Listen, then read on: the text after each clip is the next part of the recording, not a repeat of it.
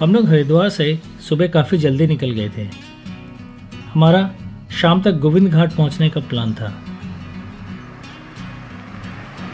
देवप्रयाग से पहले हम लोग एक स्थान पर कुछ खाने पीने के लिए रुक गए।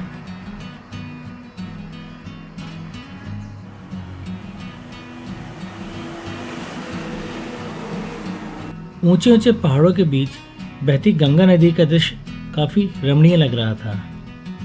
ऐसा कई वर्षों के बाद हुआ था कि यात्रा के शुरुआत में मुझे मौसम साफ मिले।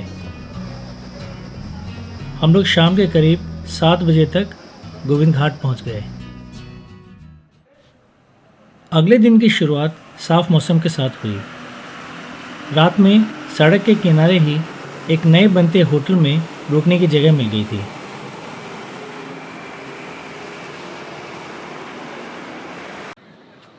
यह सड़क यहाँ से सीधी बद्रीनाथ जाती है। यह होटल चूँकि बन ही रहा था इसलिए काफ़ी साफ सुथरा था।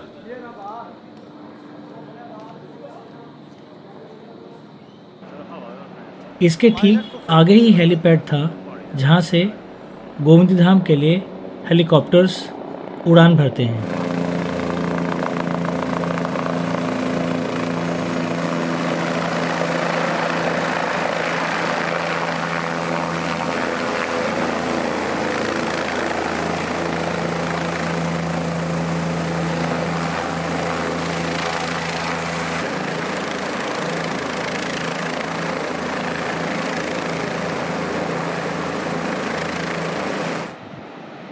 ये सामने का रास्ता हेमकुंड साहिब की तरफ जाता है।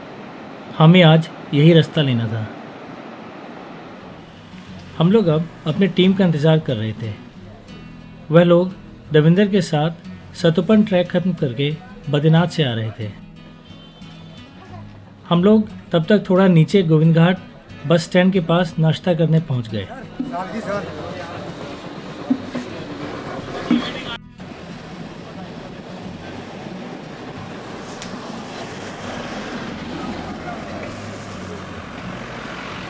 करीब 9 बजे तक वह टीम पहुंच गई। फिर हम लोग वापस होटल में आकर आगे जाने के लिए सामान पैक करने लगे। इस बार कुछ नए लोग टीम में नज़र आए, पर अभी हमारे पास बहुत समय था उन्हें जानने और पहचानने के लिए। हमने एक जीप बुक कर ली थी जो कि हमें वहाँ से कोई 4 किलोमीटर आगे पुलना नाम के गांव में छोड़ने वाली थी।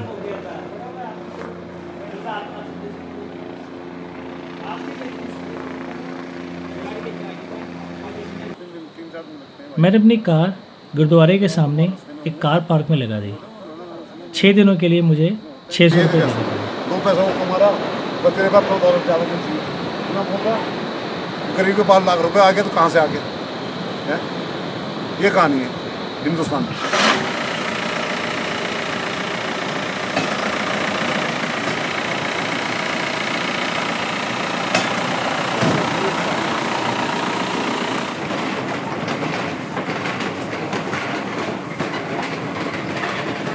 दो 2012 में जब मैं इस रास्ते से गया था तो यहाँ से आगे तक का रास्ता पैदल ही था, पर अब पुलना तक सड़क जाती है। हालांकि वहाँ हम अपनी गाड़ी नहीं ले जा सकते। कोई 10 मिनट में ही हम लोग पुलना पहुँच गए। अब हमें यहाँ से सामान को दोबारा से व्यवस्थित करना था क्योंकि अब यहाँ से आगे का रास्ता पूरा पैदल ही था। करीब 12 बज गए थे। अब हमें यहाँ से भुंडियार जाना था जो कि वहाँ से लगभग 6 किलोमीटर आगे है। यह ट्रैक कई श्रद्धालु हेमकुंड साहिब जाने के लिए करते हैं और यही रास्ता फूलों की घाटी भी जाता है। पिछली बार जब मैं इस रास्ते में आया था तो काफ़ी भीड़ थी। वह जून का महीना था जब सबसे अधिक यात्री हेमकुंड साहिब की यात्रा करते हैं। कम भीड़ होने का फ़ायदा यह था कि हम शांति से आसपास के नज़ारों को देखते हुए आगे बढ़ रहे थे।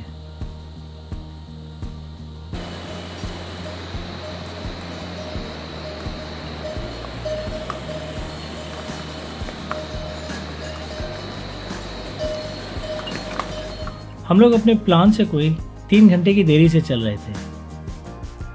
हमारे दाहिनी तरफ ऊंचे ऊंचे पहाड़ों से कई स्थानों पर ऊपर से आते झरने दिख रहे थे, जिनका पानी हमारे नीचे बहते लक्ष्मण गंगा के पानी में मिल रहा था।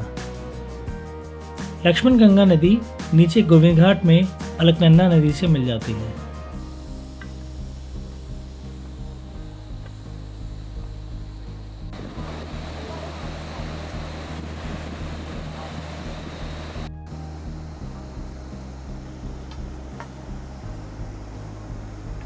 हेमकुंड साहब की यात्रा आसान नहीं है।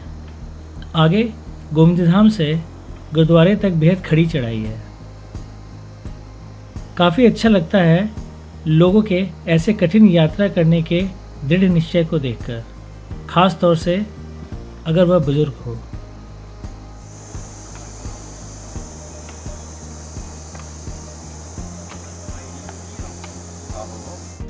पिछली बार के मुकाबले इस बार यह रास्ता पक्का बन चुका था। अब ये अच्छा है या बुरा, यह तो अपने अपने विचारों पर निर्भर करता है। जहाँ तक मैं अपनी बात कहूँ तो ऐसे रास्तों में चलने में मुझे थकान बहुत ज़्यादा होती है।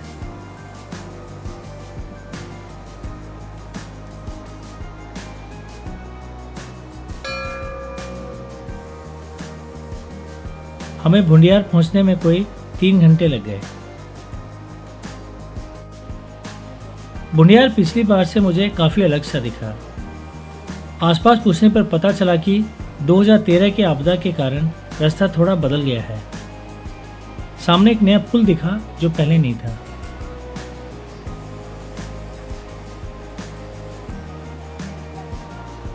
चूंकि हमारे दूसरे साथी अभी पहुंचे नहीं थे, इसलिए हम लोग वहां उनका इंतज़ार करने लगे। अब यहाँ से हमें नदी पार करके एक स्थान पर पहुंचना था जिसका नाम था कारगिला। हमारा रात में आज वहीं रुकने का प्लान था।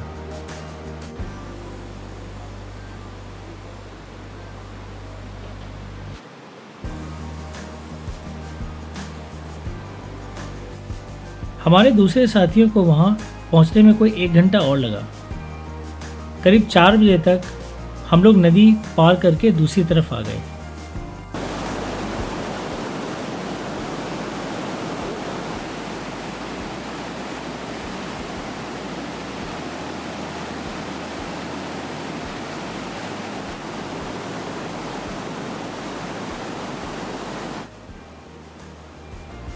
इस तरफ से हमें थोड़ी ही दूर पर वह विशाल लैंडस्लाइड दिखा जिसके नीचे पहले एक गांव हुआ करता था, जो कि उस आपदा में ध्वस्त हो गया था। यह स्थान जहां पर हम खड़े हैं वह भी 2012 तक नदी के बीचों बीच होता था। करीब 4:30 बजे तक वहां सब लोग पहुंच गए थे और अब हमारी असली ट्रैक वहां से चालू हुई। अब हमें घंघरिया वाले रास्ते को छोड़कर इन घने जंगलों से होते हुए आज कारगिला पहुंचना था, जो कि वहां से लगभग 4 किलोमीटर की दूरी पर है। और यहाँ ध्यान देने वाली बात यह थी कि वह सारा इलाका भालुओं से भरा हुआ है।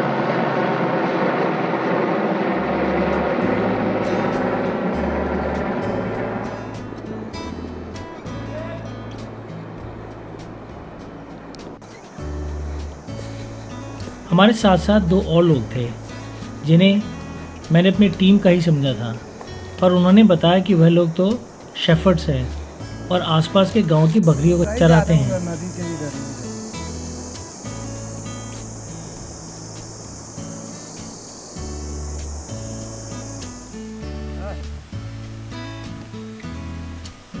इस तरह का रास्ता 2013 की आपदा में नदियों के जलस्तर के बढ़ने की वजह से हुआ है।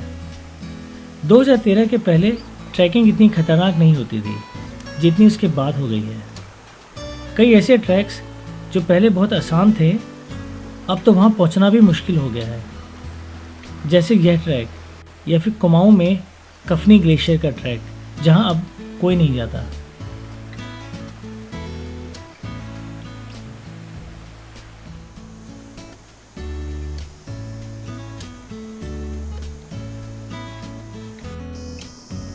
कुछ दूरी पर हमारी टीम के लोग रुककर हमारा इंतज़ार करते थे, क्योंकि हम लोग उन लोगों की तरह तेजी से नहीं चल पा रहे थे।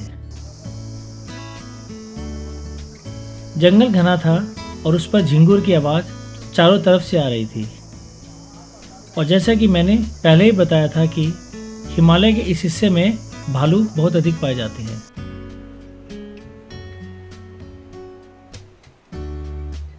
उन शेफर्ड्स के बारे में मैं ये सोच रहा था कि उन्हें देखकर कोई उन्हें शेफर्ड नहीं कहेगा। मन में उनके बारे में जो तस्वीर आती है वह अलग सी होती है। ये लोग तो आधुनिक जैकेट्स और जीन्स में थे और किसी यात्री की तरह दिख रहे थे।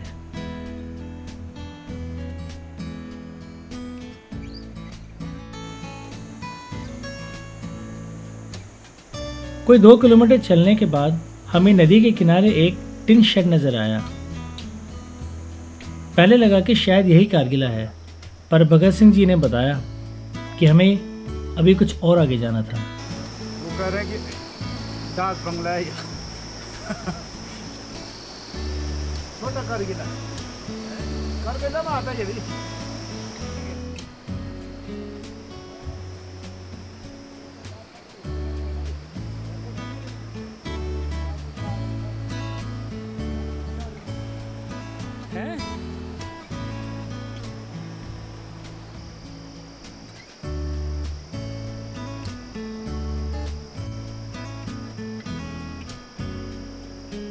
अब हम जंगलों से नीचे उतरकर नदी के साथ साथ चलने लगे थे। यह नदी कनकुल गंगा के नाम से जानी जाती है। इसका पानी नीचे भुंडियार में जाकर लक्ष्मण गंगा से मिल जाता है।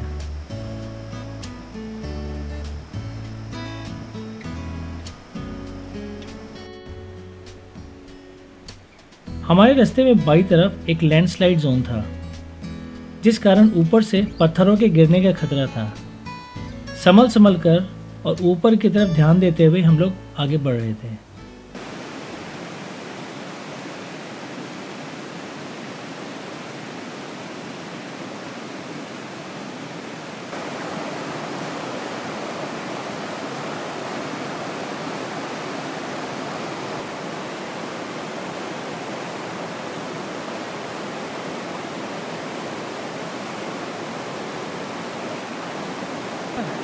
कल से निकाल लूँगा, पूरा दिन रहेगा।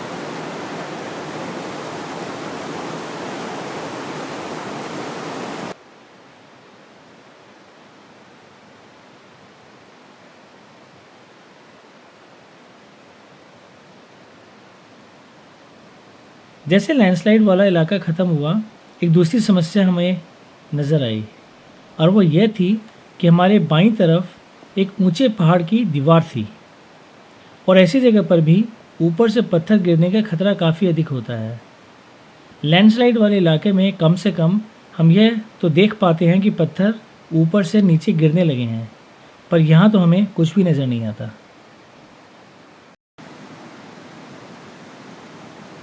पहाड़ों में अंधेरा अचानक से ही हो जाता है। अब तक तो रोशनी थी, पर सूरज जैसे ही पहाड़ के पीछे गया, अचानक रोशनी खत्म हो गई।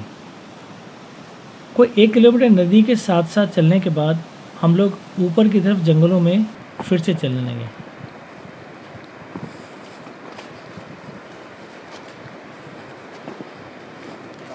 कोई आधे किलोमीटर तक हम लोग टॉर्च की रोशनी के साथ चलते रहे और फिर कारगिला पहुंच गए, जो कि आज हमारे रुकने का स्थान था। वहाँ पे फॉरेस्ट डिपार्टमेंट का एक पक्का कमरा बना हुआ था। हमने उसमें रुकने का फैसला किया। हमारे साथ एक और छोटी सी टीम आई थी, जिन्होंने भी अपना टेंट बिछाने का एक स्थान चुन लिया।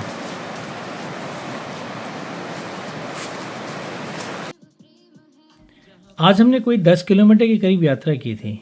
अब हम थक गए थे और फिर भूख भी लग रही थी, इसलिए बिना समय गंवाए हम लोग खाने पीने की तैयारी करने लगे।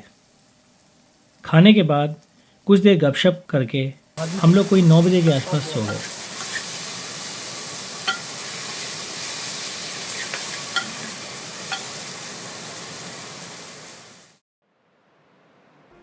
क्योंकि इस बार हम लोग अगले 5 से 6 दिनों के मौसम का अनुमान देख कर आए थे, इसलिए इस बात से हैरानी नहीं हुई कि अगली सुबह हमारी नींद साफ मौसम के साथ खुली।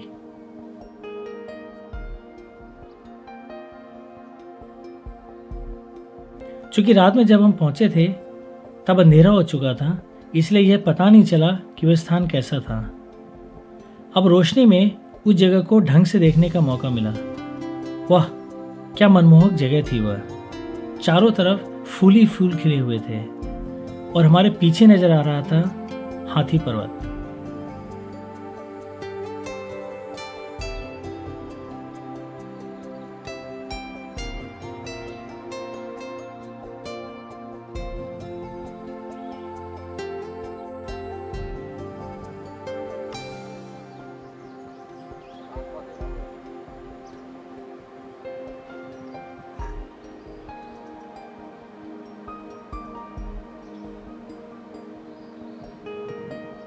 लोग चढ़ नहीं लेते क्योंकि तुम लोग ऐसे पैर रहते हैं, तो हम लोग ऐसे पैर में नहीं रह सकते ना। थोड़ा बहुत फैलाने की जरूरत चाहिए बकरी में, दर्द होता है तो। दूसरी टीम के लोग जिन्होंने अपना टेंट हमसे कुछ ही दूरी पर लगाया था, वो लोग भी उठ चुके थे।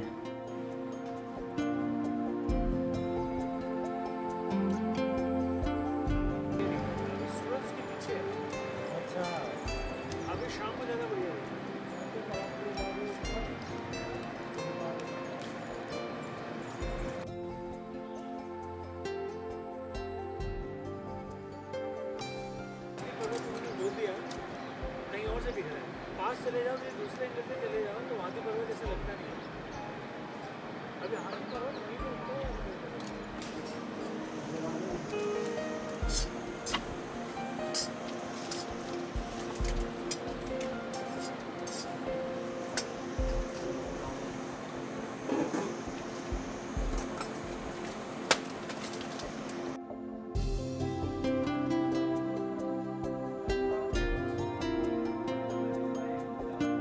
रात को गपशप करते हुए अब मुझे हमारी टीम के दूसरे साथियों को जानने और पहचानने का मौका मिला। देविंदर को तो मैं पहले से ही जानता था क्योंकि वह मेरे साथ और दूसरे ट्रैक्स भी कर चुका है, और गाइड भगत सिंह से भी गोविंद घाट में ढंग से पहचान हो ही गई थी। इनके अलावा हमारी टीम में 3 और लोग थे, अवतार, राजेंद्र और विक्रम। यह देविंदर के साथ अवतार और राजेंद्र है।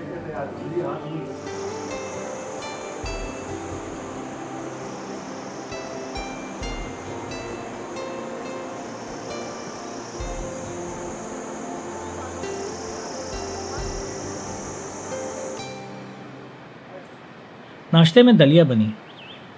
हम लोग खा पी कर कोई 8 बजे वहाँ से निकल जाना चाहते थे क्योंकि आज हमें राजखड़क पहुँचना था, जो कि वहाँ से लगभग 12 किलोमीटर की दूरी पर है।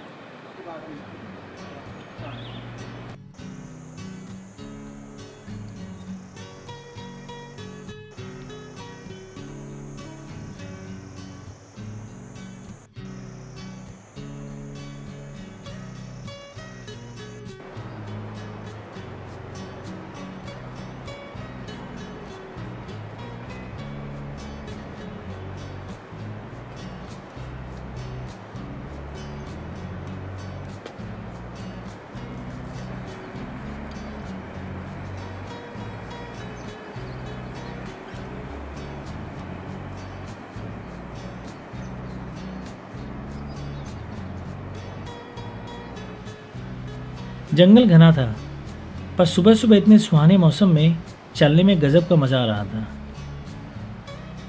ऐसे ही ट्रैक करने हम लोग वहाँ आते हैं।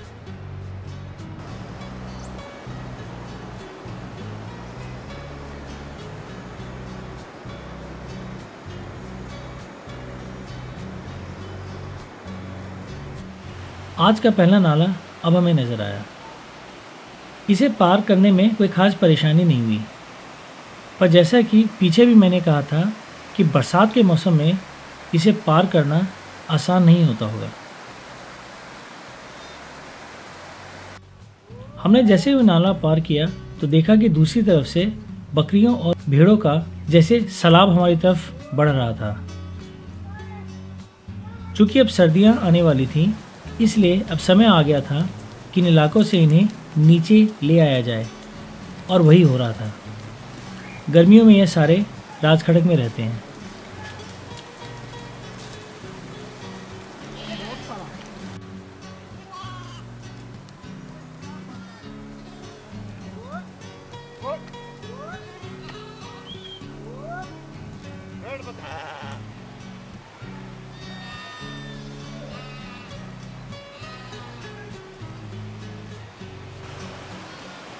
हमारे साथ जो 2 चरवाहे कल आए थे, अब वह भी वहाँ तक आ गए थे। वह दोनों इन बकरियों और भेड़ों को नीचे ले जाने में मदद करने ही आए थे।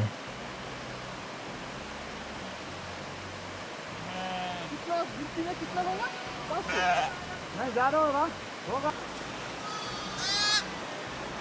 अरे बाकर वो पहुंचे वाली मोड़ है। हैं? अरे खाना क्या खाए हम जो जागा जागा का यार। मैं उन्हें चरवाहे नहीं बल्कि शेफर्ड्स कहूँगा, क्योंकि जैसा कि मैंने पहले भी कहा, हमारे मन में चरवाहों की इमेज कुछ और ही होती है।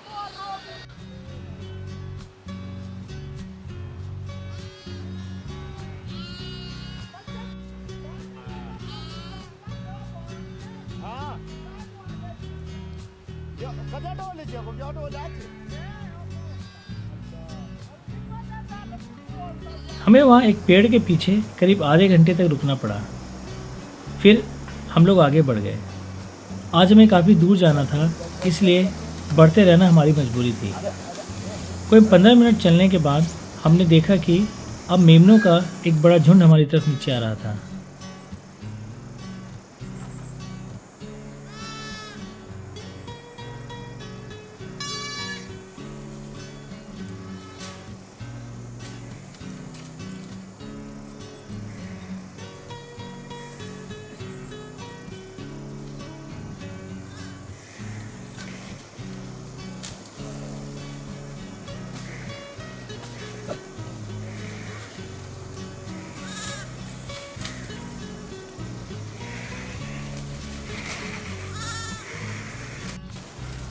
चरवाहे मेमनों को बिना नुकसान पहुंचाए कैसे संभालते हैं, ये देखने वाली चीज़ है।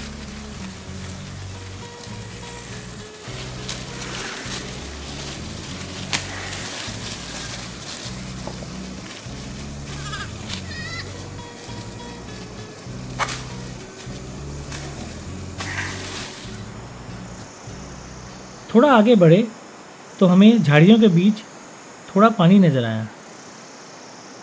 भगत सिंह ने बताया कि इसे नागताल कहते हैं। उनके हिसाब से यहाँ आसपास काफ़ी सांप पाए जाते हैं।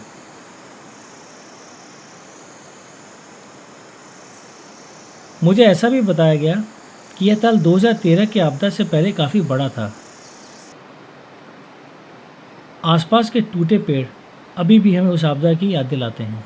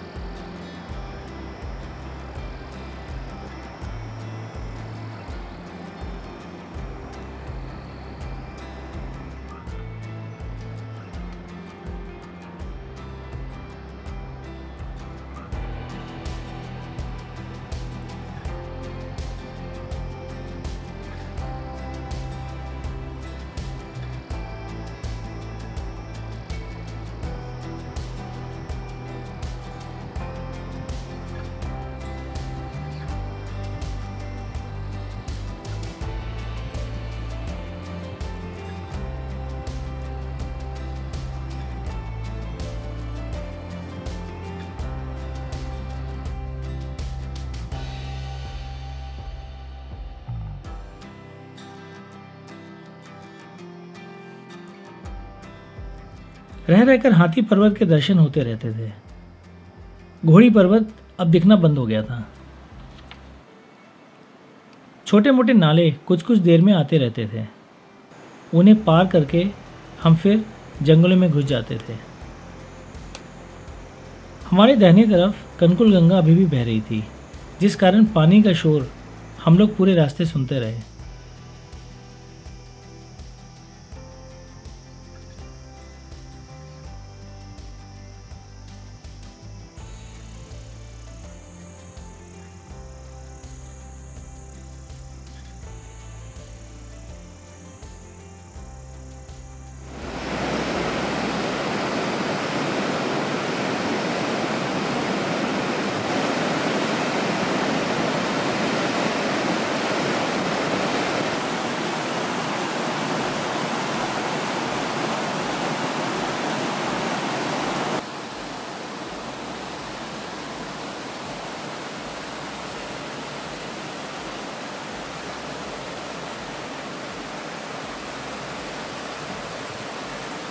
ऐसे एक नाले को पार करके जरा सुस्ताने के लिए मैं एक कोने में बैठ गया तो सामने की पहाड़ी की चोटी पर मुझे एक झंडा नजर आया।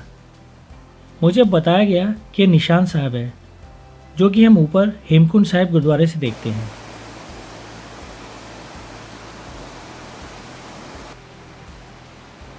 कारगिला से चलने के करीब 3 घंटे के बाद हम लोग एक घास के मैदान में पहुंचे जिसने मेरे मन को मोह लिया। इस स्थान का नाम था समरतोली।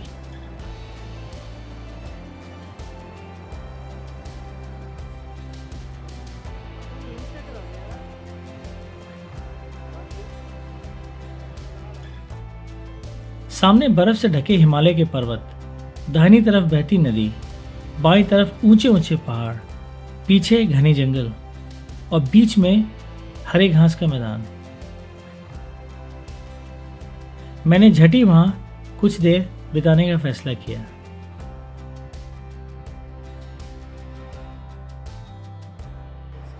इंटरनेट चल रहा है क्या? नहीं, ऑफलाइन।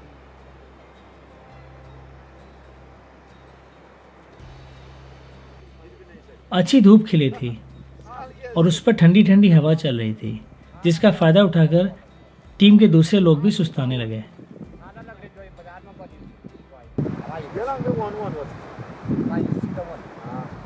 तो 100 ऊपर का लिस्ट कोटिया में क्या बोलते हैं वैसे? कोटिया में हिंदी में कोटी नहीं कोटी। मैं तो स्थान की खूबसूरती से जैसे स्तब्ध था और फिर मैंने यह फैसला किया कि आज मैं वहीं रुकूंगा। पहले तो टीम के लोग इसके लिए तैयार नहीं हुए क्योंकि हम लोग तो अभी कारगिला से सिर्फ 4 किलोमीटर के करीब ही आए थे। तो उनका कहना था कि हम लोग एक पूरा दिन बर्बाद कर रहे हैं। उनकी बात सही थी, पर मैं ऐसे मनमोहक स्थान पर एक दिन बिताने की अपनी इच्छा को दबाने में असमर्थ महसूस कर रहा था। आखिर सब मान गए। अब चूंकि हमें वहाँ रुकना ही था तो सोचा कि टेंट बिछा लिया जाए। जगह ढूंढने में ज़्यादा समस्या भी नहीं आई क्योंकि ऐसे कई समतल स्थान मिले जहाँ पर टेंट हम आराम से बिछा सकते थे।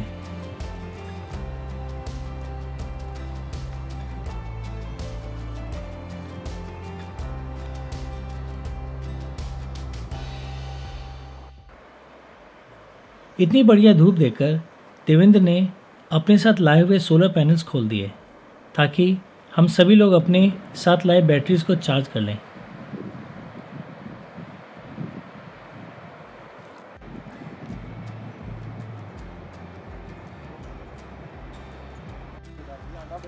इस स्थान पर अक्सर लोग टेंट लगाते होंगे और आखिर क्यों न लगाए ऐसे खूबसूरत स्थान पर।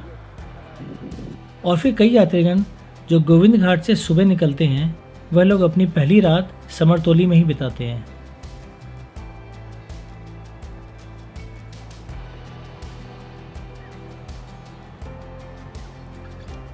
इस तरह के ऊंचे ऊंचे एवं नुकीले पहाड़ मुझे Lord of the rings movie की याद दिला रहे थे।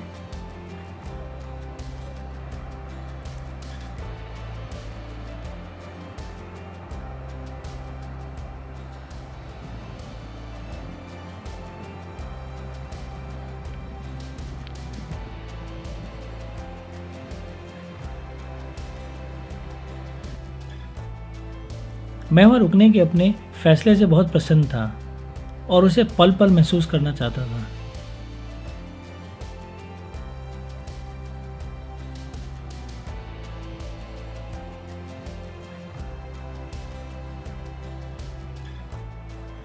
क्योंकि दोपहर का वक्त हो चुका था और थोड़ी सी भूख भी लग रही थी, इसलिए हम लोग अब कुछ खाने पीने की तैयारी करने लगे। पानी भी सामने नदी से आसानी से लाया जा सकता था। दूसरे सभी लोगों को आराम करने का समय भी मिल गया।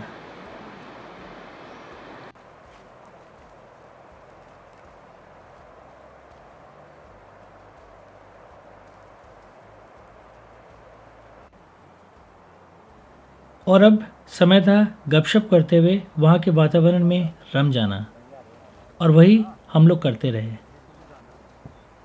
हर कोई अपने स्थान पर बैठकर जैसे चिंतन कर रहा हो, और ऐसे ही पूरा दिन निकल गया।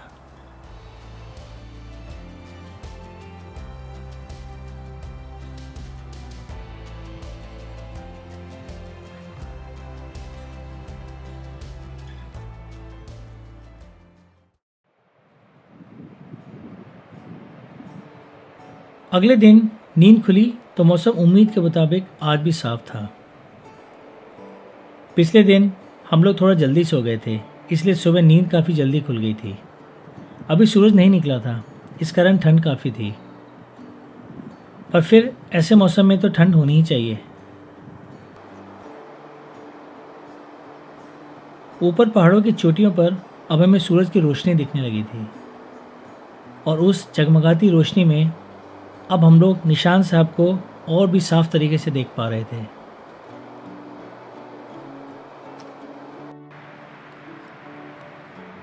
देवेंद्र नाश्ते की तैयारी कर रहा था। हमने प्लान बनाया कि फटाफट कुछ खा पी कर वहाँ से आगे बढ़ जाया जाए, क्योंकि हम लोग रुक रुक कर और नज़ारों का आनंद लेते हुए चलते हैं तो हमें कहीं रात खड़क पहुँचने में शाम ना हो जाए।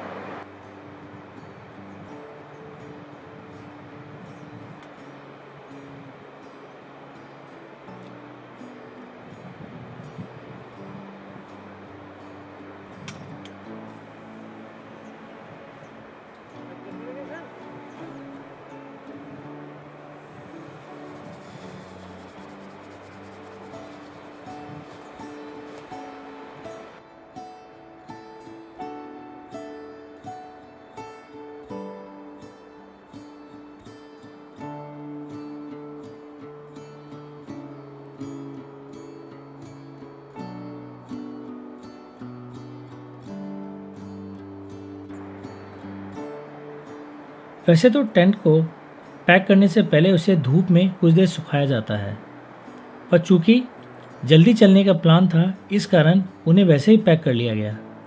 सोचा कि राजखड़क पहुंचकर उन्हें सुखा लिया जाएगा।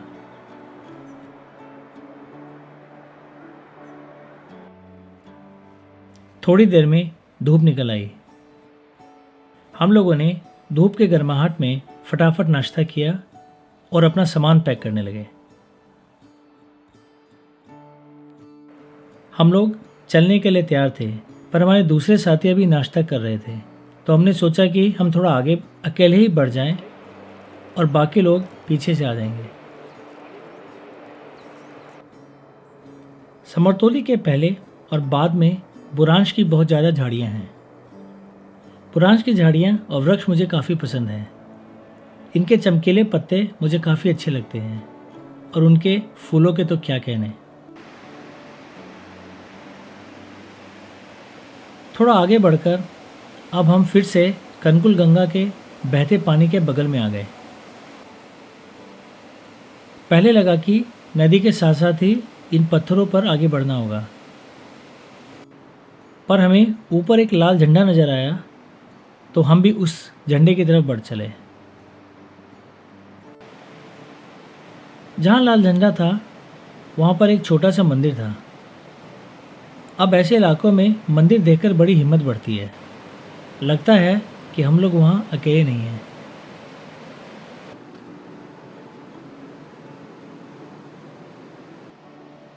वहाँ से हमें समरतोली का वह मैदान जहाँ हम लोग रात में रुके थे वह पूरा नजर आया। उन पहाड़ों के पीछे ऊपर की तरफ हेमकुंड साहब का गुरुद्वारा है। अब हम लोग आगे बढ़ने लगे।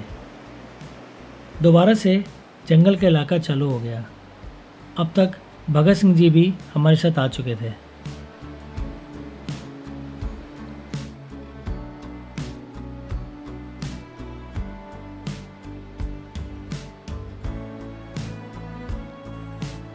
कभी हम जंगल में रहते थे तो कभी छोटे मोटे नालों के बड़े बड़े पत्थरों के ऊपर से निकलते थे। यह सिलसिला चलता रहता था।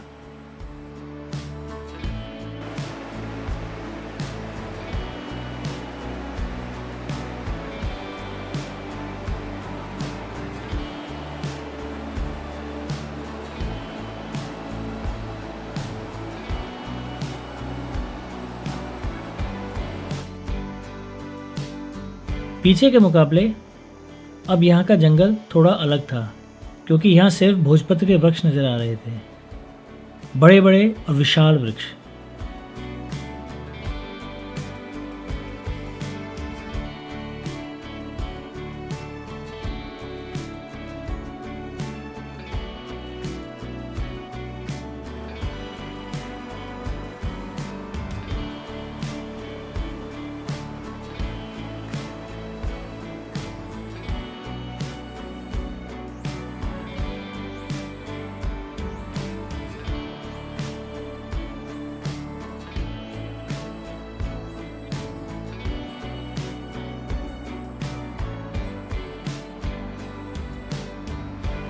लगभग 1 घंटा और चलने के बाद हम लोग जंगल से नीचे उतरकर नदी के साथ साथ चलने लगे।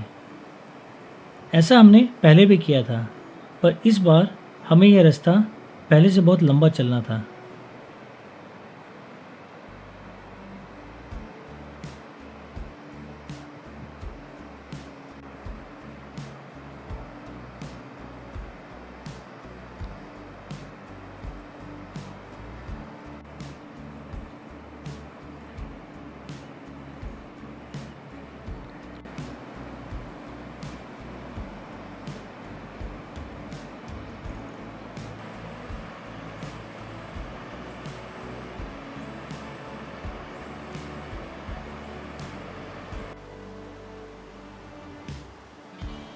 हाथी पर्वत अब हमारे काफ़ी करीब आ गया था। हम लोग करीब करीब उसके नीचे ही ट्रैक कर रहे थे।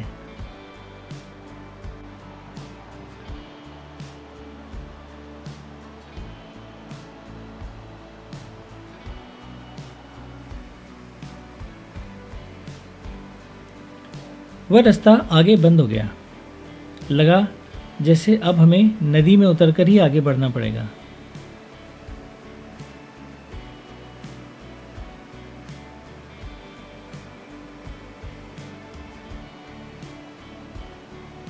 मुझे बताया गया कि बगल के इस इलाके को डांग खड़ा कहते हैं और कुछ लोग रात में वहाँ भी रुकते हैं। थोड़ा हम लोग थक भी गए थे, इसलिए कुछ देर सुस्ताने के लिए रुक गए।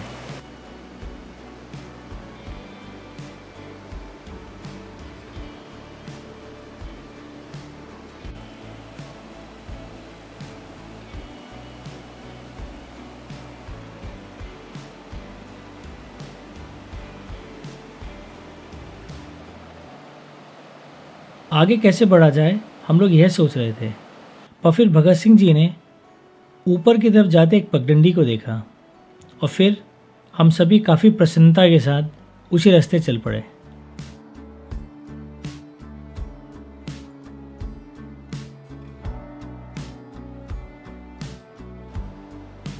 उस रास्ते में चढ़ाई काफ़ी अधिक थी, पर चूंकि पिछले दिन हमने काफ़ी आराम किया था, हम लोग जोश में आगे बढ़ते जा रहे थे।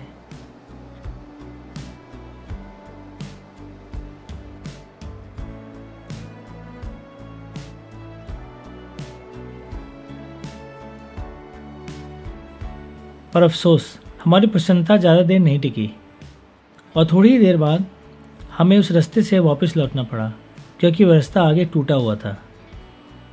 इसका अर्थ यह था कि नदी के तल से चलकर हम लोग जो इतने ऊपर आए थे, वह सारी मेहनत और समय दोनों बर्बाद हो गए थे। काफ़ी चिड़चिड़ाहट हुई, पर फिर क्या कर सकते थे। हम ऊपर से अपने साथियों को पीछे से आते हुए देख रहे थे। हमने ऊपर से चीख चीख कर उन्हें संकेत देने की कोशिश की कि वह ऊपर ना आए, पर नदी के शोर के कारण वो लोग हमें सुन नहीं पाए। खैर, चूँकि हम लोग नीचे उतर रहे थे और वो लोग ऊपर चढ़ रहे थे, हम लोग बीच में कहीं मिल गए, इसलिए उनकी कुछ मेहनत तो बची गई। पर अब वहाँ से नीचे नदी की तरफ जाना भी कोई आसान काम नहीं था। एक ढीली मिट्टी की ढलान थी जिसे काफ़ी ध्यान से पार करना पड़ा। ऐसे ढलान को पार करने का तरीका हमें इन लोकल से सीखना चाहिए। ऐसा नहीं कि वह लोग फिसलते या गिरते नहीं हैं, बात यह है कि वह लोग घबराते नहीं हैं। अगर वो फिसल भी जाते हैं तो वह लोग अपने आप को संभाल लेते हैं, क्योंकि उन्हें अपने ऊपर भरोसा होता है। वही हम मैदानी इलाकों के लोग जल्दी घबरा जाते हैं और इस घबराहट में हम लोग अपने आप को ज़रूरत से ज़्यादा संभालने की कोशिश करने लगते हैं, जिस कारण और भी तेज़ी से फिसलने लगते हैं।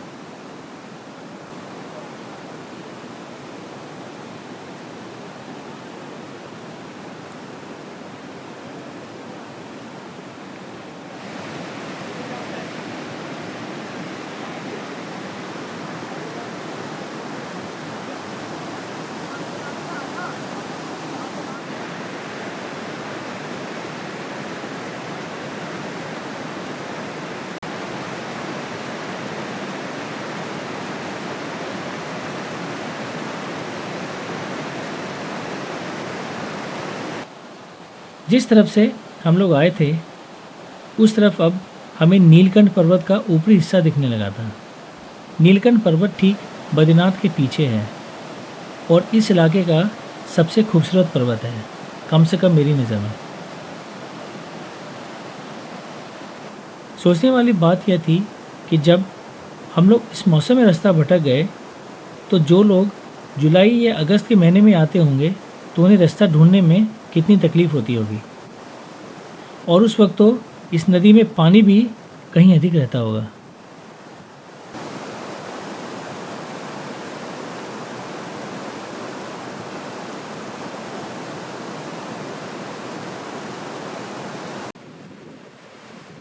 रास्ता आगे भी कठिन ही था। ऐसे जगहों पर घबराहट यह होती है कि ढीले पत्थर कोई चोट ना पहुंचा दें, क्योंकि यहाँ कोई मदद आसानी से नहीं पहुंच सकती।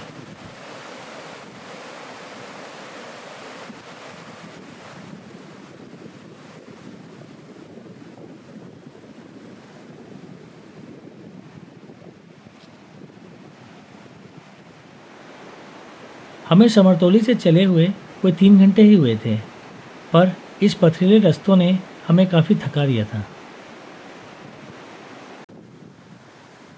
कुछ देर सुस्ताने के बाद अब हम लोग आगे बढ़ गए। अब हमें आगे हाथी ग्लेशियर पार करना था, पर वहाँ पहुँचने से पहले हमें इस रूट में अब तक के सबसे बड़े लैंडस्लाइड जोन से निकलना था।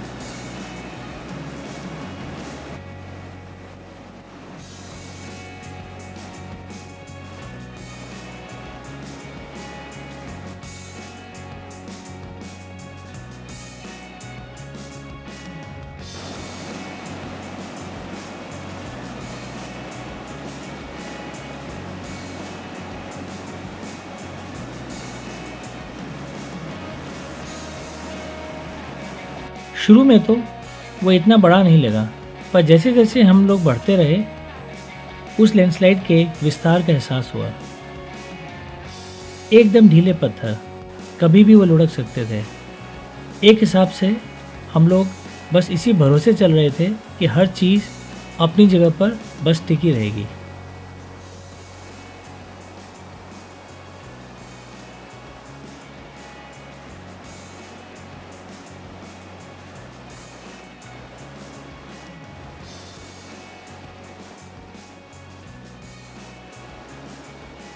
अब हम लोग हाथी पर्वत के ठीक नीचे आ गए थे।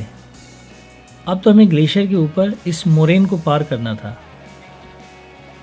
पर सावधानी से, क्योंकि यहाँ फिसलने की कीमत बहुत महंगी पड़ती है।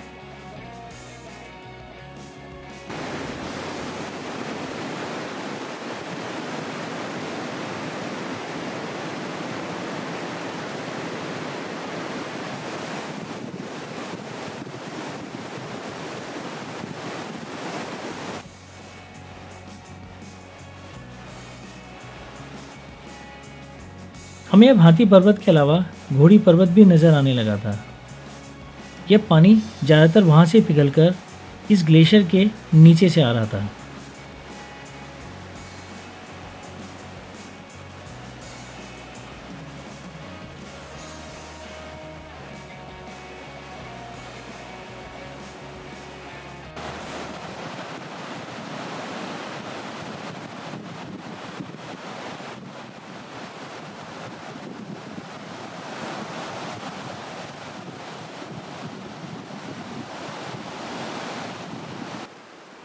इस बहते पानी का स्रोत हमें नज़र आया।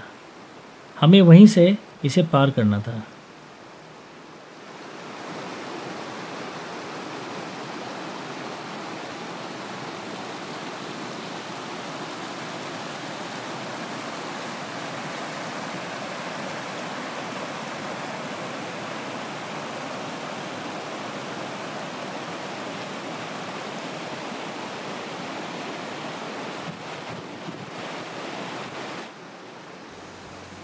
इस मिट्टी और पत्थरों के बीच बर्फ़ की चट्टानें हैं।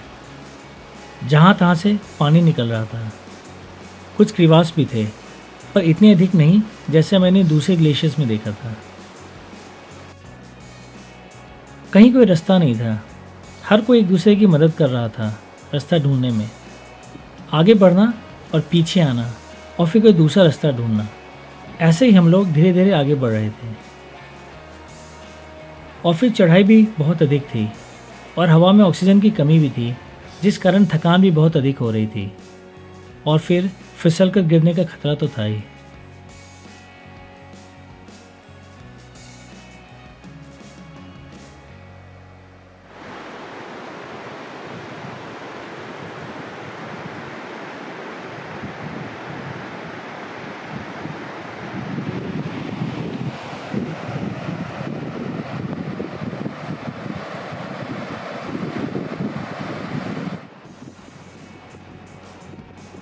कोई 1.5 घंटे के बाद हम लोगों ने इस इलाके को पार कर लिया। दूसरी तरफ पहुंचे तो पलट कर वह पूरा इलाका देखा जिसे हमने अभी पार किया था। यह अब तक इस ट्रैक का सबसे कठिन, खतरनाक और थकाने वाला हिस्सा था। मन में विचार आया कि पीछे ही किसी स्थान से रस्सी के सहारे अगर ये नदी पार कर ली होती तो यह रास्ता और भी आसान हो जाता।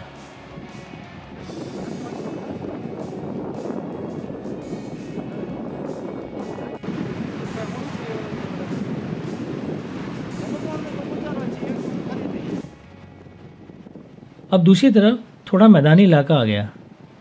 हमें दूर से राज खड़क नज़र आने लगा था और नज़र आई वह पूरी घाटी, जिसकी खूबसूरती बयां करने के लिए मेरे पास शब्द नहीं है।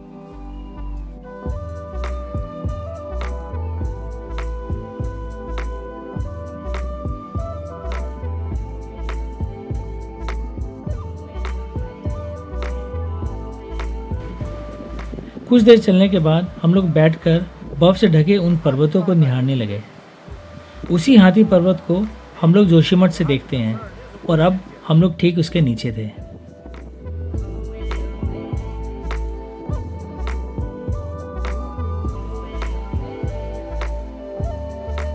और दूर में हमें नज़र आया बर्मल, जो कि ब्रह्म कमल की तरह दिखता है और जोशीमठ और ओली से बहुत अच्छा दिखता है।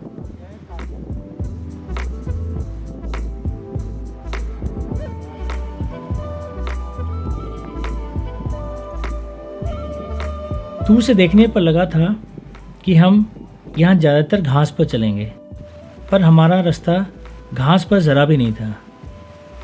हमें तो एक नाले को पार करके दूसरे और फिर तीसरे या कहें तो अनगिनत नालों के ऊपर से जाना पड़ रहा था। हर तरफ पत्थर ही पत्थर थे। और फिर वही दिक्कत जो मेरे जैसे व्यक्तियों को हमेशा होती है, चलना कम और आसपास के नज़ारों का आनंद मैं ज़्यादा ले रहा था। पर फिर कोई जल्दी भी नहीं थी, क्योंकि आज हमें थोड़ी दूर राजखड़क में ही रुकना था।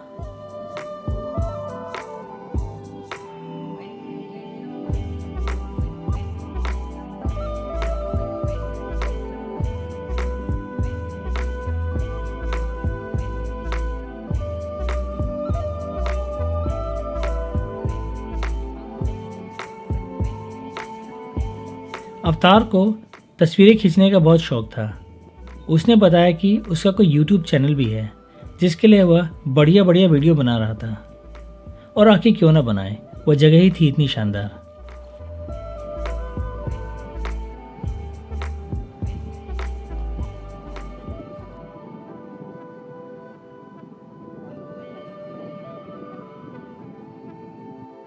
देखकर ऐसा नहीं लग रहा था कि हमें खड़ी चढ़ाई करनी हो। रास्ता करीब करीब समतल ही था, पर जाने क्यों पैर ही नहीं उठ रहे थे। शायद ये ऑक्सीजन की कमी के कारण हो रहा था। और चढ़ाई तो थी, बच्चों की उस चढ़ाई को एक लंबी दूरी में पार करना था, तो एक खड़ी चढ़ाई का एहसास नहीं हो रहा था।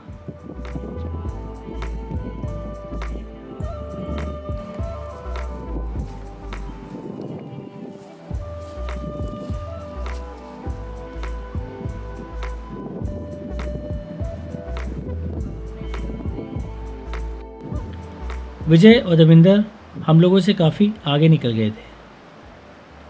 मेरे साथ भगत सिंह, विक्रम और राजेंद्र थे। रुक रुक कर और आराम से बातचीत करते हुए हम लोग आगे बढ़ रहे थे।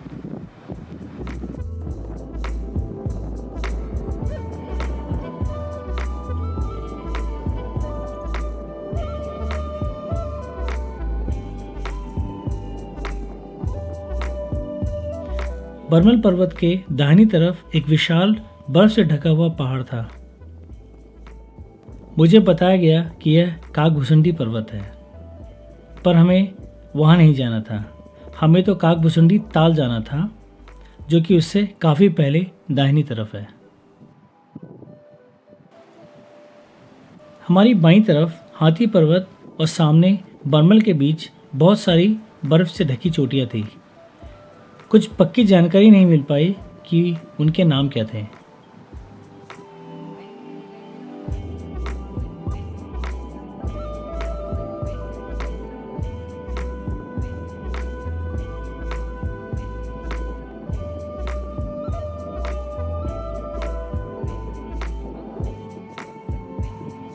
अब पत्थर थोड़े कम होने लगे थे और घास ज़्यादा दिखने लगी थी। कहीं कहीं बुरांश की झाड़ियाँ भी नजर आती थी।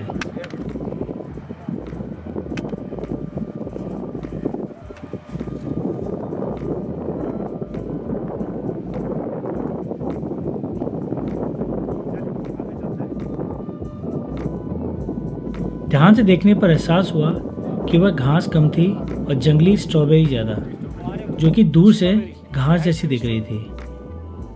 मुझे बताया गया कि अभी से कोई 1 महीने पहले तक यहाँ छोटी छोटी जंगली स्ट्रॉबेरीज हर तरफ मौजूद रहती होंगी।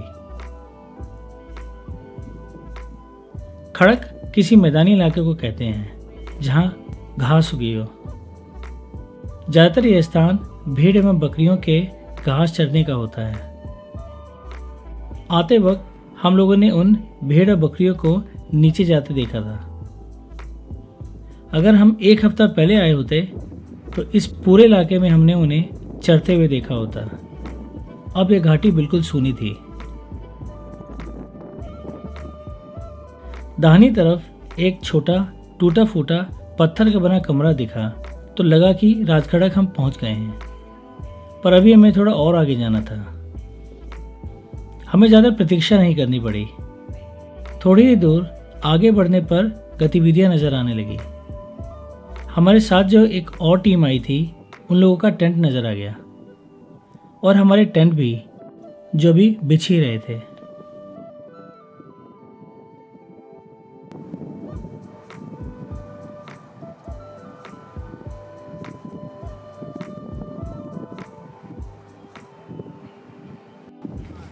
देवेंद्र ने एक पत्थर के बने कमरे को अपना किचन बना लिया था। मैं उसे झोपड़ी तो नहीं कहूँगा, क्योंकि झोपड़ी में दीवार अक्सर मिट्टी की होती है। गरम गरम चाय बनने की तैयारी चल रही थी। कोई 2:30 बजे होंगे। धूप अब उस स्थान में ख़त्म हो गई थी और वही हवा जो अब तक उस धूप में सुहानी लग रही थी, अब बर्फीली महसूस हो रही थी। रह रहकर ग्लेशियर के टूटने की आवाज़ भी आती थी और वह आवाज़ जैसे हमारी छाती को भेज जाती थी।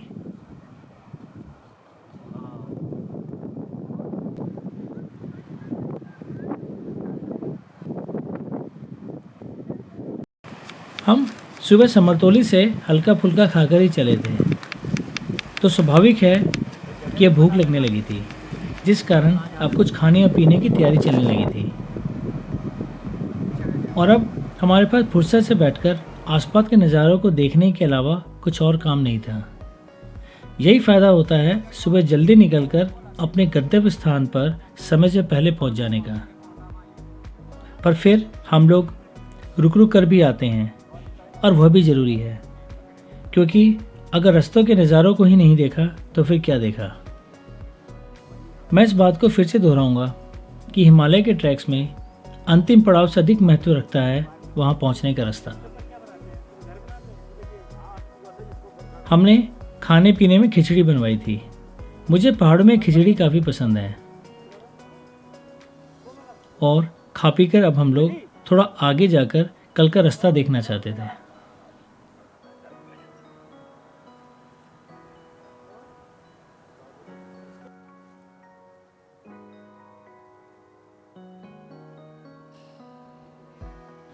ऑक्सीमीटर हमारे ट्रैक में एक बड़े काम की चीज़ होती है। इससे यह पता चलता है कि हमारे शरीर में पर्याप्त मात्रा में ऑक्सीजन मिल रही है कि नहीं। ऐसे स्थान पर हमें अपनी हर गतिविधि को सोच समझकर करना होता है।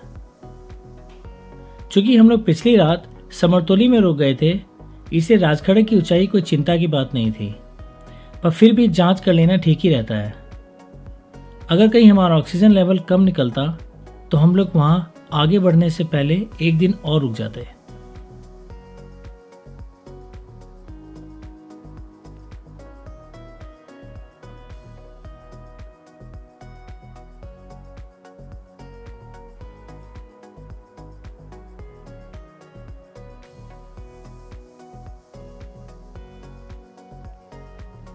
अब हमारे टेंट के अलावा 2 और टेंट लग गए थे।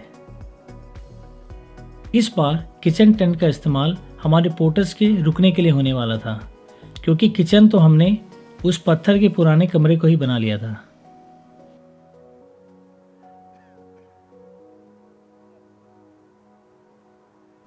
यह जो छोटा सा मंदिर था जिस पर वह झंडा लगा हुआ था, वो सिद्धनाथ जी का मंदिर था। मुझे बताया गया कि सिद्धनाथ जी विष्णु जी के ही एक रूप हैं, जिन्हें इस इलाके में पूजा जाता है। भगत सिंह दूसरे टीम के गाइड से मिलने चले गए।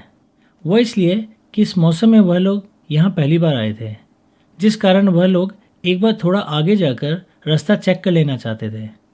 वह इसलिए कि वहाँ भटकने का अर्थ था एक पूरे दिन की बर्बादी। मैं, विजय और अवतार भी उनके पीछे पीछे आगे का रास्ता देखने चल दिए। वो पूरा इलाका हर कुछ दूरी पर कलकल छल छल कर बहते हुए नालों से भरा हुआ था।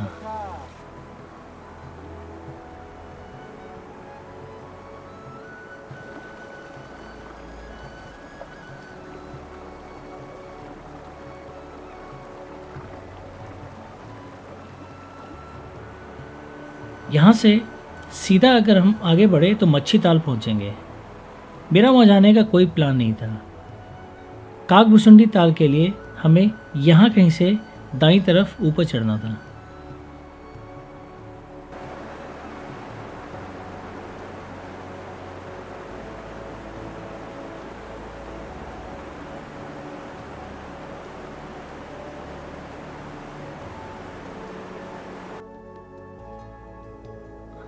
वहाँ फॉरेस्ट डिपार्टमेंट का एक रास्ता भी बना हुआ था, पर अब पत्थरों पर हम लोग इतना चल चुके थे कि उस पर चलने की इच्छा नहीं हो रही थी, इसलिए मैं तो घास पर ही चल रहा था।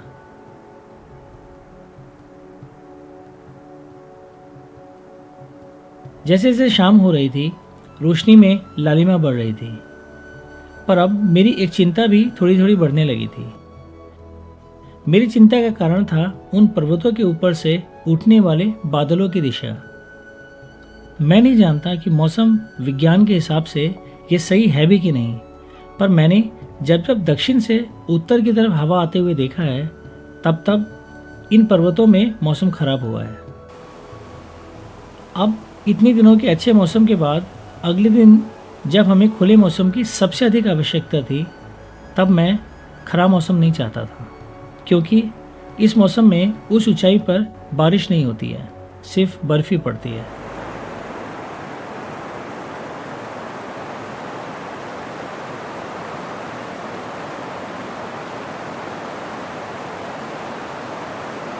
मैं अपनी इस चिंता को नज़रअंदाज करके उस काम में लग गया जिसके लिए हम लोग वहाँ पर आए थे, और हम लोग ढूंढने लगे नदी पार करने का कोई आसान सा रास्ता।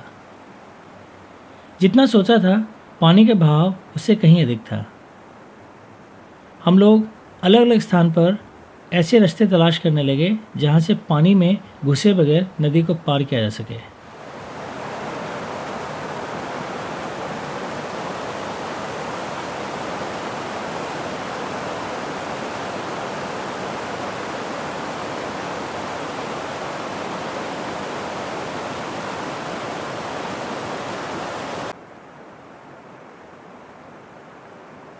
कोई आधे घंटे के बाद हमें एक ठीक ठाक स्थान मिल गया जहाँ अवतार ने कुछ पत्थरों के सहारे उसे मार्क कर लिया ताकि सुबह हमें इस स्थान को ढूंढने में आसानी रहे।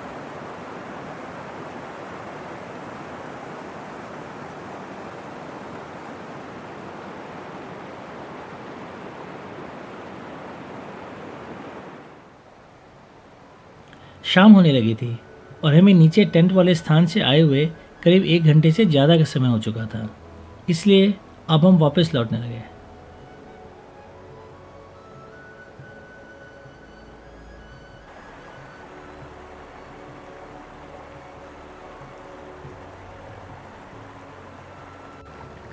लौटते वक्त हमने उस दूसरी टीम के एक व्यक्ति के साथ कुछ समय बिताया।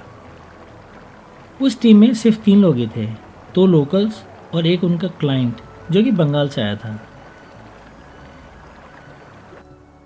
टेंट के पास पहुंचे तो शाम के नाश्ते और रात के खाने की तैयारी चल रही थी। अगल बगल में इतने नाले बह रहे थे जिस कारण यहाँ पानी की कोई समस्या नहीं थी।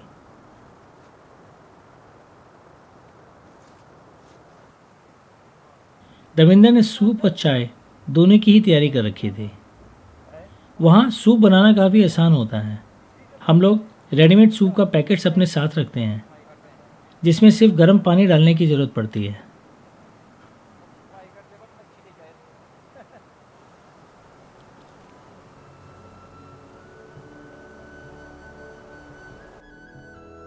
शाम हो रही थी और सूरज करीब करीब पूरा ढल चुका था।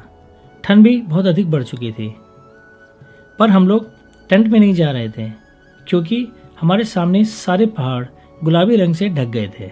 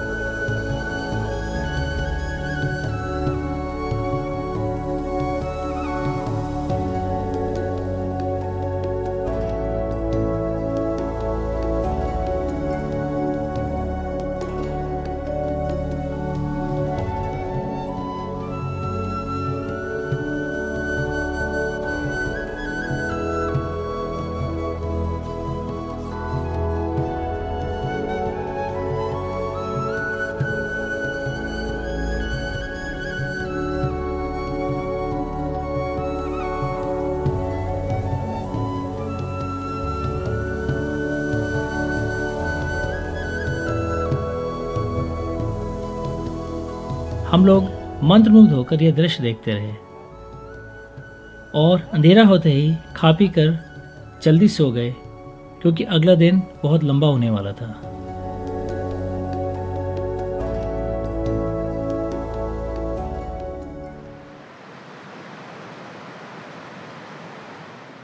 अगले दिन सुबह हम लोग हल्का नाश्ता करके कोई 6 बजे के आसपास ही आगे बढ़ गए।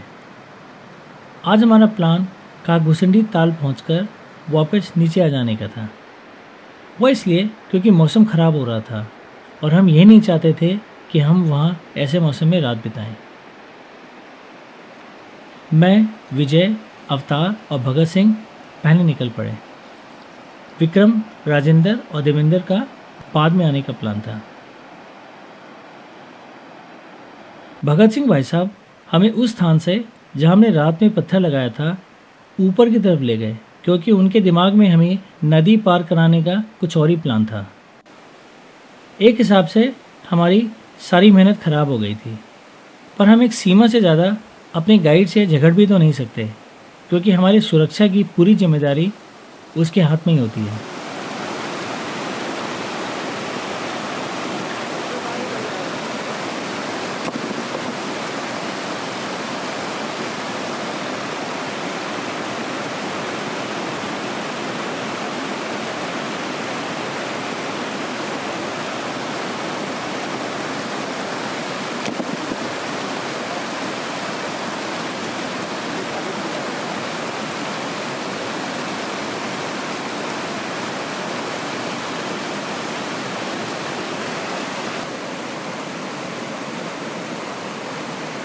अवतार ने दिमाग लगाया और वह वहाँ से और ऊपर की तरफ चला गया। मैं और विजय ने इसी स्थान से नदी पार कर लिया।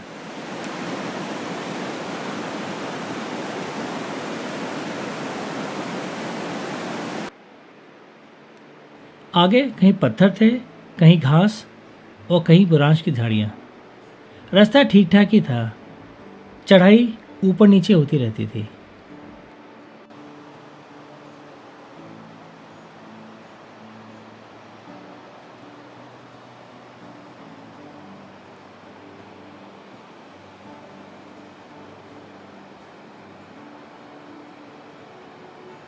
हमारी उम्मीद के विपरीत वहाँ हमें कई नालों को पार करना पड़ा।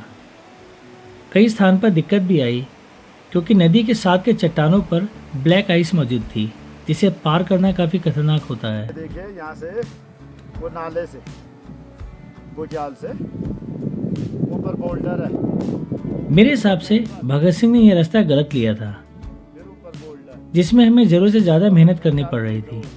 खैर, हम लोग आगे बढ़ते रहे।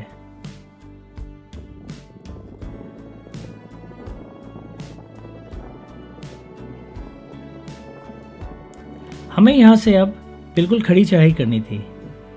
ये चढ़ाई लगभग 1 किलोमीटर के आसपास थी। अब मुझे बताया गया कि वहाँ ऊपर एक झंडा लगा हुआ है, जहाँ से हमें वहाँ से आगे का रास्ता दिखेगा।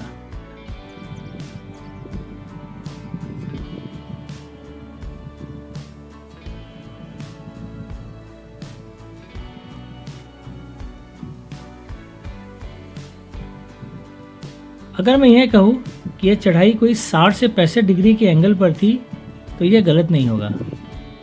कई बार तो ऊपर चढ़ने में हम लोग फिसल कर नीचे वहीं आ जाते थे जहाँ से चढ़ते थे।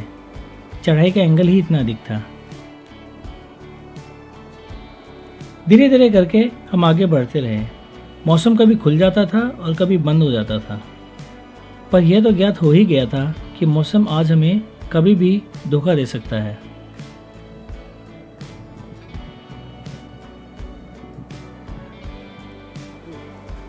मैं ऊपर चढ़ते वक्त इस ताल के महत्व के बारे में सोच रहा था। मुझे बताया गया कि हमारे शास्त्रों के अनुसार काकभूषुंडी एक ऋषि का नाम था और कहते हैं कि उन्होंने भगवान शंकर को रामायण की कथा पार्वती जी को सुनाते हुए सुन लिया था। वह कौवे के रूप में थे और फिर वही कथा उन्होंने अपने शिष्यों को सुनाई और फिर वह कथा वाल्मीकि जी तक पहुंची, जिसके बाद उन्होंने रामायण लिखी। फिर मैंने यह भी सुना है कि गरुड़ जी को श्री राम जी के विष्णु जी के अवतार होने पर शंका होने लगी थी, तो उन्हें अपनी शंका दूर करने के लिए भगवान शंकर ने उन्हें काकभूषुंडी ऋषि के पास भेजा, जिन्होंने उनकी शंका इसी स्थान पर दूर की थी। काकभूषुंडी ताल के बारे में ऐसा भी कहते हैं कि दुनिया भर के सारे कौवे अपने प्राण त्यागने यहाँ पर ही आते हैं।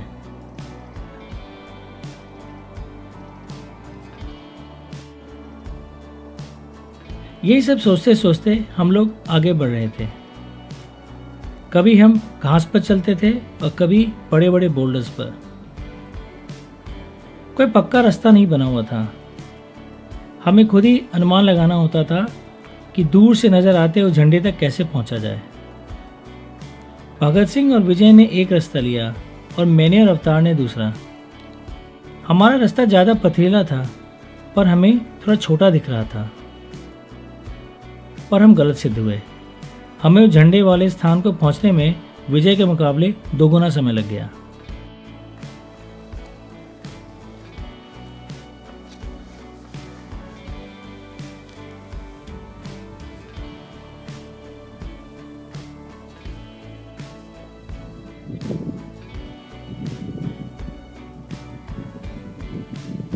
हमें वहाँ तक पहुँचने में कोई 4 घंटे लग गए थे। कोई 10 बज रहे होंगे। तब तक पीछे से विक्रम, दविंदर और राजेंद्र भी आ गए थे। दूसरी टीम के लोग भी नजर आए, जिन्होंने एक अलग ही रास्ता लिया था। यह साहब ये यहाँ पे झंडा लगा है, यहाँ से 1 किलोमीटर पे कनकोल पास, ठीक है साहब। वहाँ से नीचे उतराई डाउन है, 1 किलोमीटर नीचे उतरना है काकभूषुंडी ताल। राजखरा यहाँ से 4 किलोमीटर डाउन।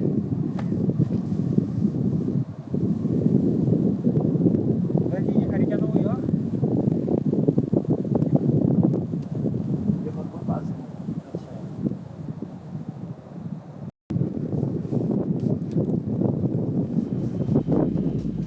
हम लोग वहाँ कुछ सुस्ता कर आगे बढ़ना चाहते थे क्योंकि वहाँ से आगे का रास्ता और भी पथरीला दिख रहा था। भाई साहब आले रे। यह तो मैं पूर्ण विश्वास के साथ कह सकता हूँ कि अगर ये कोहरा बढ़ जाए तो अच्छे से अच्छा जानकार भी मिनटों में रास्ता भटक जाए। यहाँ सही रास्ते पर रहने के लिए हमें कम से कम आधे किलोमीटर तक साफ दिखना ज़रूरी है। मैंने सुना था कि कुछ दिनों पहले यहाँ के एक लोकल्स की टीम रास्ता भटक गई थी। अब मुझे ये बात समझ आई कि वह लोग यहाँ रास्ता कैसे भटक गए होंगे। यहाँ गलती की कोई गुंजाइश नहीं थी। इन चट्टानों पर फिसलने की कीमत बहुत महंगी होती, जिस कारण हम लोग हर कदम फूक फूक कर रख रहे थे।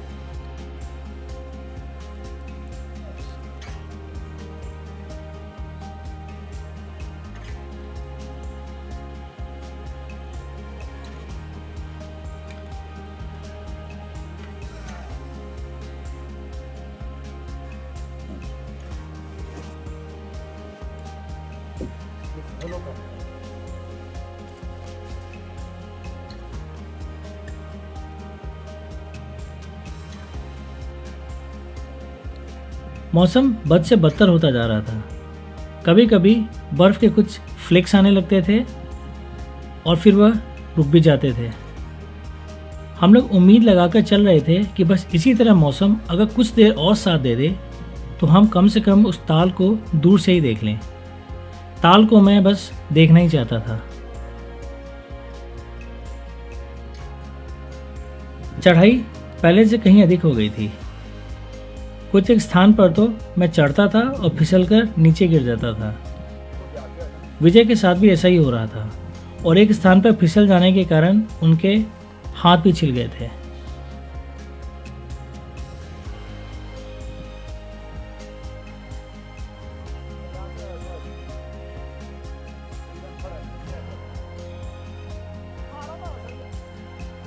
जब हम और थोड़ा ऊपर गए तो पता चला कि नीचे भगत सिंह ने जिसे कनकुल पास बताया था वह पास तो वहाँ से कोई आधे किलोमीटर और आगे है और वह भी बड़े बड़े चट्टानों के ऊपर से होकर जाना था।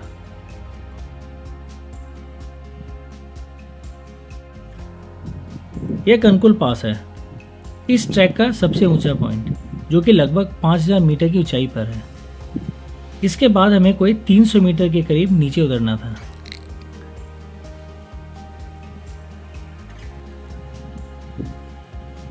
थोड़ी देर में यह पक्का हो गया था कि बर्फबारी अब थमेगी नहीं। भगत सिंह अब चाहते थे कि हम लोग वहां से लौट जाएं, क्योंकि स्थिति और भी खराब हो सकती थी। पर हम लोग बिना झील को देखे वापस नहीं जाना चाहते थे, इसलिए विजय और मैंने आगे बढ़ते रहने की इच्छा प्रकट की। हम लोग जैसे तैसे ऊपर पास पर पहुंचे और वहां से नीचे ताल की तरफ बढ़ने लगे। अभी बर्फ से फिसलने वाली दिक्कत चालू नहीं हुई थी।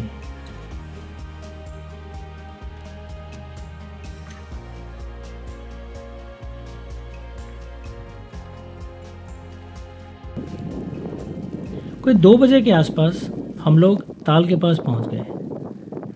काकभूसुंडी ताल अब हमारे आंखों के सामने था। खुशी इतनी जो कि मैं बयान नहीं कर सकता। बर्फ हो गए ना, वो ते बाट होने भाई, ये बाट कोई नहीं जानता।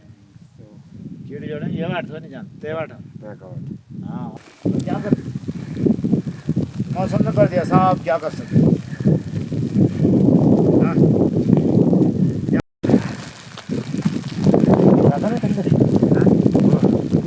सीधा काकभूसुंडी, अरे ये भी पसंद है भाई। ये भाई हमने बोल रहा था नहीं, ये तो नहीं जी काकभूसुंडी पर में।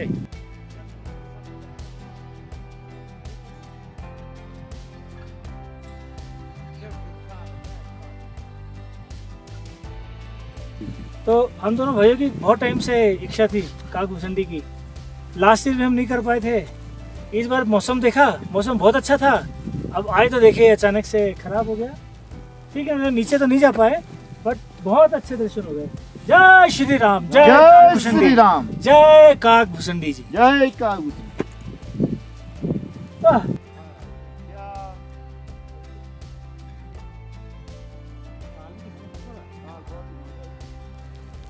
हम लोग वहाँ कोई 15 मिनट रुके। बर्फीली आंधी पहले से और तेज़ हो गई। हम लोग उस ऊंचाई पर जितना संभव था उतनी तेज़ी से वापस लौटने लगे। पत्थरों पर बर्फ़ पड़ी हो तो ऊपर चढ़ने में उतनी दिक्कत नहीं होती जितनी नीचे उतरने में आती है। कनकुल पास से राजखड़क वाले हिस्से में हमारे उतरने का ऐसा तजुर्बा रहा जो कि हम में से कोई भी व्यक्ति सारी ज़िंदगी नहीं भूलेगा।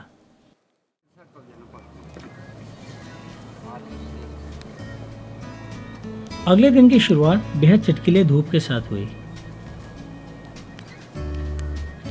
खुशी से ज़्यादा गुस्सा आया। ऐसा लगा कि प्रकृति ने हमें तंग करने की जैसे कसम खा रखी थी। पिछले 5 दिनों में उन्हीं 3 घंटे बर्फ़ पड़ी जबकि हम नहीं चाहते थे। हमें नीचे आते आते रात के कोई 9 बज गए थे। कई बार हम लोग रास्ता भटके, कई जगहों पर फिसल कर गिरे और काफ़ी चोट भी आई। कई स्थान पर तो यह जानलेवा भी हो सकती थी। हमारे साथ आई दूसरी टीम के गाइड ने बताया कि वह लोग कैजुअल्टी के लिए मानसिक रूप से तैयार भी हो गए थे। सर बर्फ के बाद देखो, एक तो क्या चीज़ है कि अगर बर्फ हो गई कंटिन्यू तो जहाँ पे हम पैर रखते हैं तो हमें पता नहीं चलता है, और ऊपर से वाइट पाउडर आइस। तो पाउडर आइस क्या होता है कि जहाँ पे हम पैर रखते हैं तो उस पर क्या कहते हैं, इक्विपमेंट और टेक्निकल कुछ भी चीज़ें यूज़ नहीं होता है। अगर हम बोल्डर में फंस जाते हैं तो ये था कि हम यहाँ पे कैंप तक नहीं पहुँच पाते। इतना ये श्योर था कि कैजुअलिटी हो सकती थी, ये श्योर था। क्योंकि देखो बोल्डर इतना था ना, बोल्डर क्या होता है कि जब हम बोल्डर के अंदर घुसते हैं तो हमें आगे का नहीं दिखता है। पर खुशी इस बात की थी कि हमें ताल के दर्शन हो गए, नहीं तो हालात ऐसे थे कि हमें खाली हाथी वापस आना पड़ता, वो भी हाथ पैर तुड़वा कर। खैर अंत भला तो सब भला।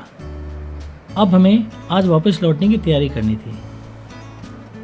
हम लोग अपने टेंट को सुखाने लगे और साथ ही पिछली रात को जो हमारे जूते पूरी तरह गीले हो गए थे हम उन्हें भी सुखाने लगे।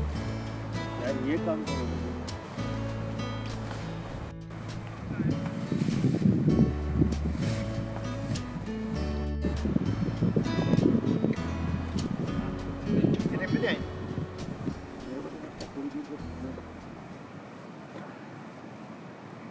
अच्छा ट्यूबवेल संभाल तुम। नाश्ता करके कोई 8:30 बजे के आसपास हम लोग भगत सिंह के साथ आगे बढ़ चले।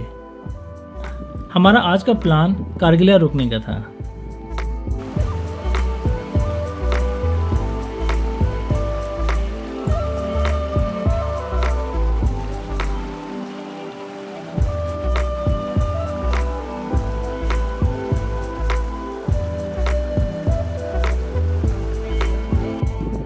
थोड़ी देर में अवतार भी हमारे साथ हो गया।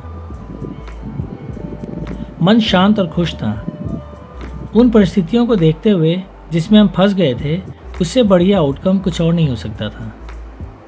पलट पलट कर मैं राजखड़क की तरफ देखता था। पता नहीं कब ऐसे खूबसूरत वादियों को दोबारा देखने का मौका मिले।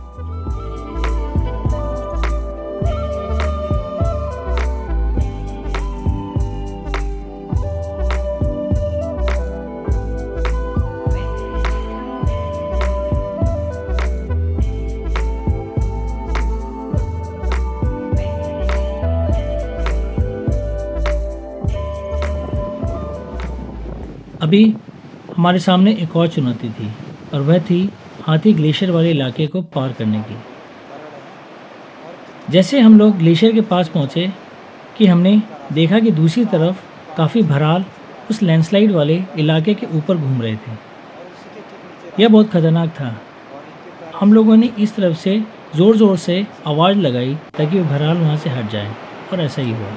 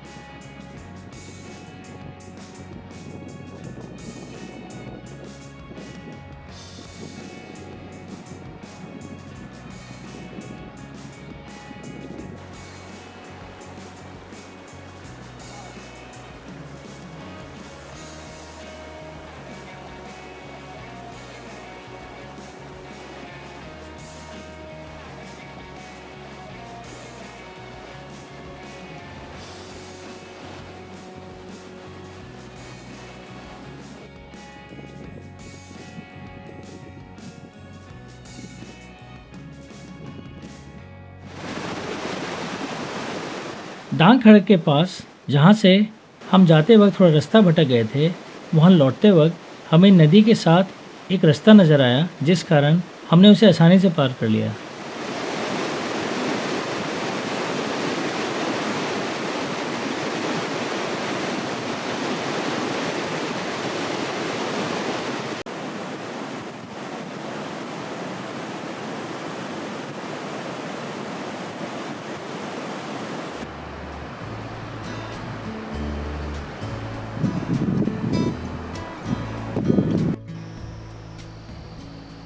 थोड़ी देर के बाद हम लोग जंगल में फिर घुस गए। इस शानदार मौसम में ऐसा लग रहा था कि सभी पेड़ एवं झाड़ियाँ हमें यात्रा पूरी करने की बधाई दे रहे हों।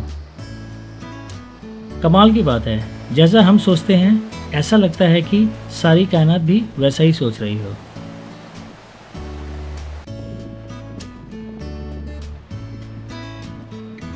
हम लोग कोई 3 घंटे में समरतोली पहुंच गए। अब हमारा अगला पड़ाव कारगिला था।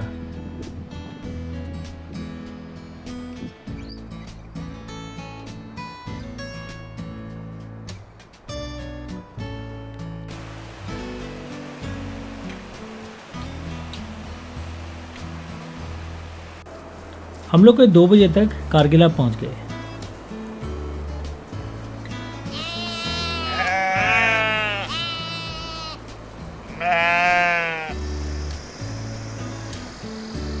हम लोग वहाँ आधे घंटे रुके। चूँकि समय काफ़ी था, इस कारण हम लोग वहाँ से भुंडियार की तरफ बढ़ चले।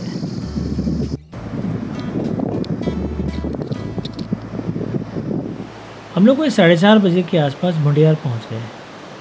वह तारीख थी 11 नवंबर।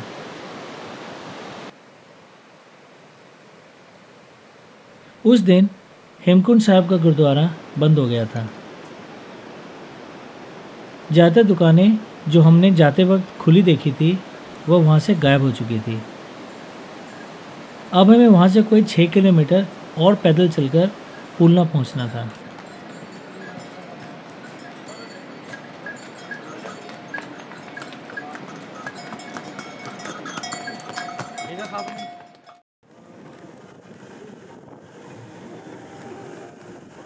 हम लोग गोविंद घाट कोई रात के 9 बजे तक पहुँचे।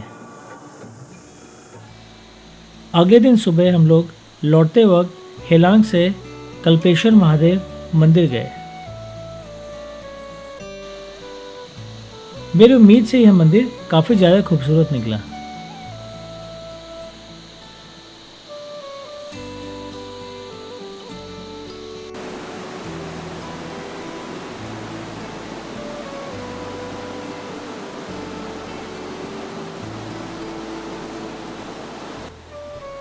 मंदिर के बगल में ही एक बहुत ऊंचा झरना है और उसके ठीक नीचे बहती नदी।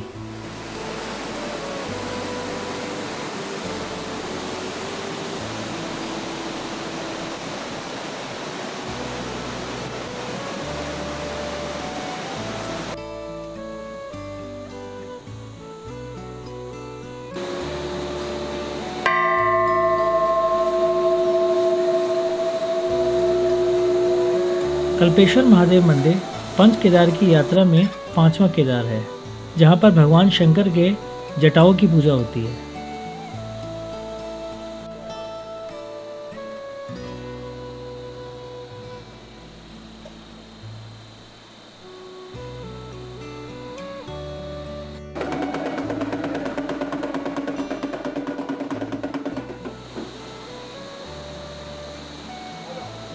ज़्यादा भीड़ नहीं थी, इसलिए हमने फुर्सत से दर्शन किए।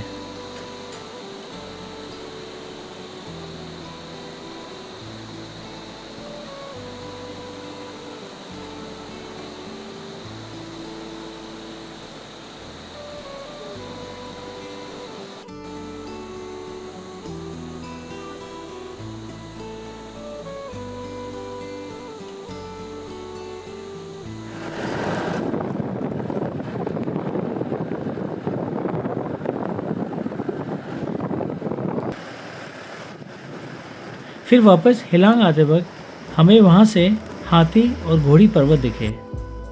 वही दोनों पर्वत जिसके नीचे राजखड़क में हम लोग 2 रात रुके थे।